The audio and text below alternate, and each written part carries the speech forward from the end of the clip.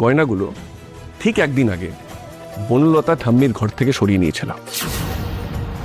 আমি শেষবারের মতন তোমাকে জিজ্ঞেস করছি, তুমি নিজে বলবে না সবকিছু আমাকে বলতে হবে? দেখো, তুমি নিজেও জানো তোমার মিথ্যে বেশিক্ষণ টিকবে না। কি করব? আমি কি করে বাঁচাবো নিজেকে? সত্যি বলে দেবো, কিন্তু তাতে তো সবকিছু এক নিমিষে শেষ হয়ে যাবে। এবারের আর কেউ আমাকে মেনে নেবে না।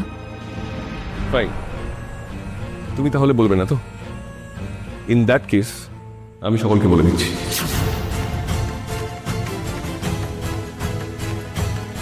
চারিমণি, থামি, তোমরা যেদিন জেনেছিলে গয়নাগুলো চুরি হয়েছিল,